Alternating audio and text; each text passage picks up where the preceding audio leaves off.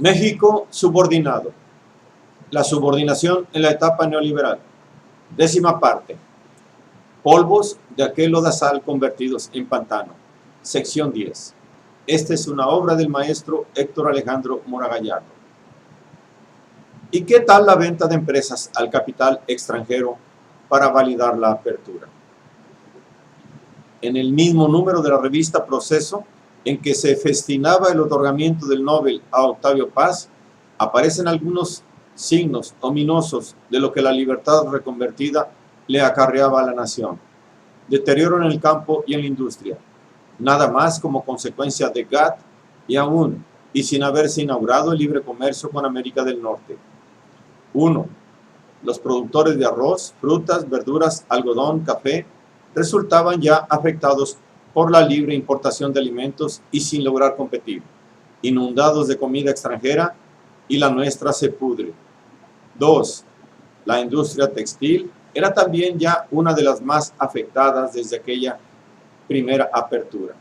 Las importaciones de ropa han provocado el cierre de casi un 20% de la planta textilera y dejando sin empleo a más de 25,000 trabajadores, extendiéndose los cierres de pequeñas y medianas industrias electrónicas, de juguetes y fabricantes de zapatos, afectadas también por la invasión de productos extranjeros. 3. El incremento en importación de alimentos era de $3,058 millones hacia 1988 a 4,160 en 1989, calculándose que en el año en curso rebasaría los $5,000 millones, más de 3 veces el alivio obtenido en la pasada negociación de la deuda, $1,600 millones, con la agravante de que los alimentos importados pueden llegar al consumidor después de 2 o 3 años de almacenamiento. 4. Otro problema ligado a este pasaba a ser la compra de alimentos contaminados, maíz con variedades de hongos carcinógenos, leche radioactiva, café infectado con una plaga que vino a afectar el nacional. 5. El arroz importado no permitía que el almacenamiento en Conasupo se procesara. Un caso conspicuo de la afectación que Conasupo le provocaba a la economía popular, marcando el camino a su desaparición al dejar de cumplir su función. Queda expuesto en el caso de la importación desmedida de sorgo. Ahora, con el mercado saturado de sorgo importado, la Conasupo anunció en Querétaro su decisión de no comprar un solo gramo de alimento que se produce en el país, dejando a los ejidatarios a merced de la iniciativa privada y de las transnacionales. 6. La asimetría en producción de maíz por hectárea entre México y los Estados Unidos era muy elevada. En México, 1.7 toneladas por hectárea. En los Estados Unidos, 7 toneladas por hectárea. Y la solución del caso no es llegar a esas cifras. Se produce mucho, pero hay que ver cómo se produce en tan elevadas cantidades. Agroindustria de agroquímicos y gramíneas genéticamente modificadas, agrotóxicos que terminan por agotar la tierra. 7. Ya con el ingreso al GATT, para 1990, los aranceles se habían reducido a una tasa máxima del 2%, igualando lo anteriormente realizado en el Chile de Pinochet. Hasta los tigres asiáticos tenían un mayor porcentaje. 8. En textiles, afectación al 80% de las pequeñas y medianas industrias, 105,133 trabajadores despedidos en la industria manufacturera, mano de obra de lo más barato en América Latina, desempleo crónico a partir de ese entonces. Eran síntomas inequívocos de que la apertura comercial afectaba en serio a la industria local y el beneficio tendía a ser más para el extranjero. 9. Al igual que en Canadá con respecto a los Estados Unidos, el reportaje concluye haciendo ver que lo que en realidad está haciendo el gobierno mexicano es subsidiar a productores extranjeros y a empresas transnacionales en perjuicio de los mexicanos. No se olvide, todo ello antes de que el TLC se aplicara. Mismos días en que la galletera Gamesa de Monterrey era vendida a la PepsiCo, buen indicador de la ruta a seguir para innumerables empresas mexicanas, pasado reciente, presente y futuro, cortesía de la política económica neoliberal. Para ese entonces, ya Visa había vendido su sector alimenticio a la Anderson Clayton, contando con el aval de Carlos Salinas, venta realizada de manera expedita por los funcionarios de Hacienda, venta que dejó más que satisfecho al director para América Latina del JP Morgan. El gobierno fue muy profesional, algo que no sucede siempre en otros países. El efecto propiciatorio de la creación de monopolios actuó en el caso de Gamesa. Ante la competencia exaltada y el control de precios, procede la quiebra de las empresas más débiles, margen de ganancia libre para el comerciante en la venta de productos importados. Ya se había caído en la trampa del libre comercio, favorable en gran medida al producto extranjero. En aquel año, PepsiCo Inc. era la empresa número 22 de los Estados Unidos y la número 63 del mundo, que incorporando a Gamesa se convertía en el rey del mercado botanero, redondeando su línea de botanas en los Estados Unidos con pequeños paquetes de galletas saladas, lo que la empresa regiomontana era incapaz de realizar. No tenemos capital para resistir a una empresa extranjera que viene decidida a conquistar el mercado mexicano, comentó Alberto Santos, flamante ex dueño de la galletera. Los últimos años habían sido de sobrevivencia, abundó. Aumentaba el trigo, pero no las harinas. Automáticamente perdíamos. Por cada peso de inversión se generaban 12 centavos de utilidad, cuando los bancos han dado rendimientos de hasta 30 centavos por cada peso, sin riesgos y sin pagar impuestos. Una economía no puede funcionar correctamente así, cuando gana más el especulador bancario o bursátil que el que trabaja.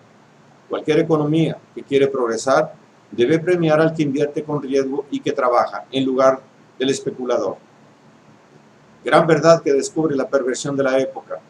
Buen ejemplo para hacer ver la tendencia agiotista que perjudica al capital industrial y favorece al especulativo, afectando empresas nacionales, poniéndolas a modo para ser adquiridas por el capital extranjero, modalidad que poco a poco se va incrementando. La joya de la corona rematada. A reserva de lo que pudiese ocurrir con Pemex, la joya más reluciente en la corona de las paraestatales ofertadas venía a ser Telmex. Su venta representó plantar el pilar sobre el cual se asentaba el México S.A. Un estudio realizado por Rafael Rodríguez Castañeda procuraba indagar en los subterfugios de la concesión, demostrando una franca preferencia del vendedor para con el grupo Carso y socios extranjeros, considerando que Carlos Slim gozó del favor de Carlos Salinas.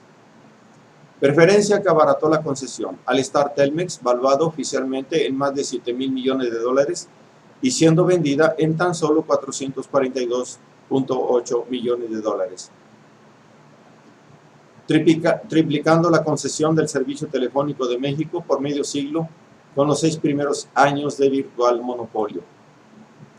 La renta de Telmex, al igual que la de la mayoría de las paraestatales, fue una acción arbitraria decidida y ejecutada por un gobierno espurio, producto de un fraude electoral, comprometido a ciegas con el predominio capitalista, pasándole por encima a la sociedad mexicana, faltando a los más elementales derechos públicos y a la supuesta democracia en que vivimos. ¿Por qué venderla? ¿A quién venderla? ¿En cuánto venderla? ¿Y por cuánto tiempo concederla? Todas fueron decisiones tomadas al arbitrio de la presidencia, sin participación ciudadana, ni de los dichosos órganos representativos, ni tomándose la opinión de los trabajadores y usuarios del servicio. En sigilo, entre las 4 paredes de las oficinas gubernamentales, se decidió vender la empresa telefónica, e igualmente en sigilo, se optó por venderla a Carlos Slim.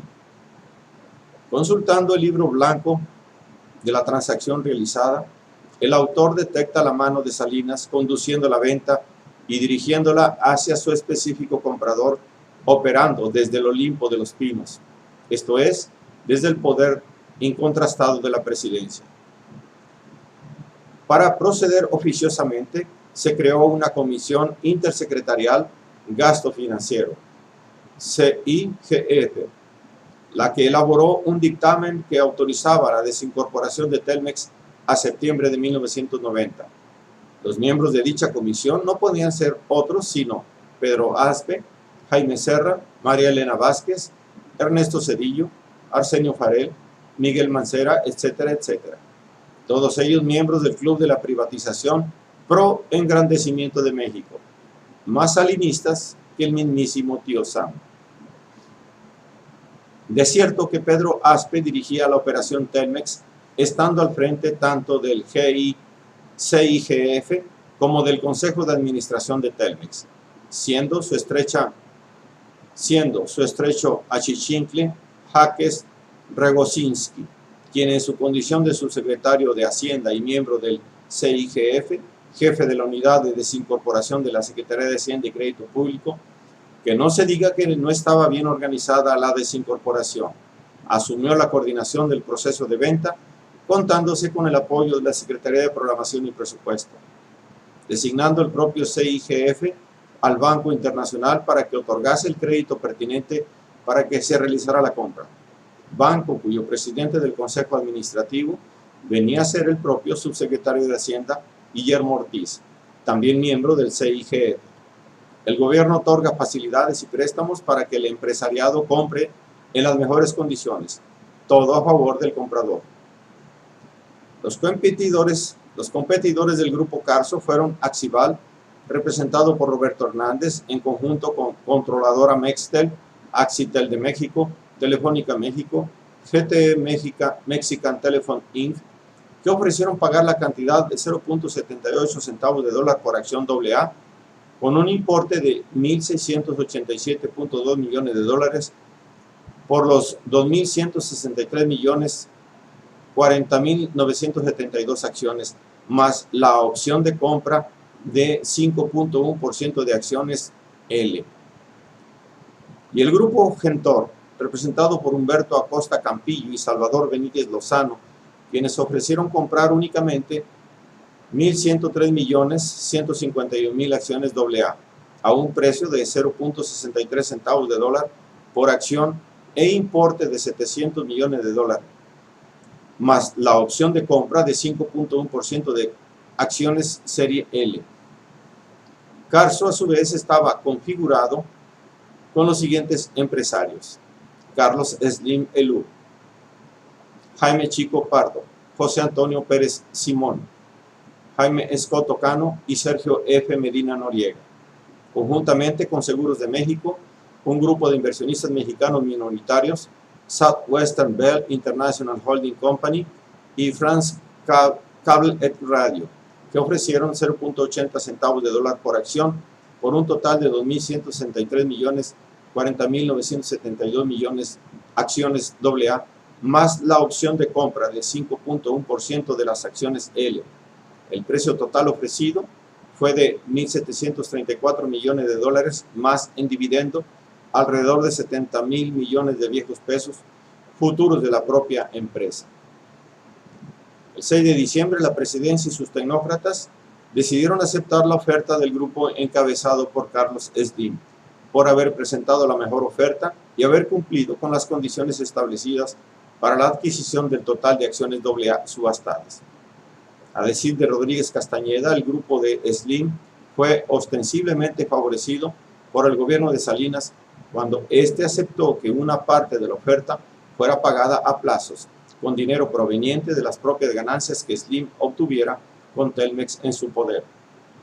El meollo de la compraventa Telmex estaría en su abaratamiento y otorgación con facilidades de pago, aun y cuando es cierto que la oferta presentada por los de Carso era 2.8% superior a la de Axival. De cualquier manera, su precio de compra era como para entrarle a una ganga que el gobierno les ofrecía premeditadamente. Además de que la trampa del capital SA y de la apropiación monopólica que permiten laxas leyes ad hoc ex profeso establecidas, permiten que con la compra de un ínfimo porcentaje de las acciones, un magnate o varios de ellos se adueñen de las empresas más remunerativas, con toda la infraestructura creada por el Estado durante décadas. una ganga ofrecida a remate por una mafia que se apoderó del Estado.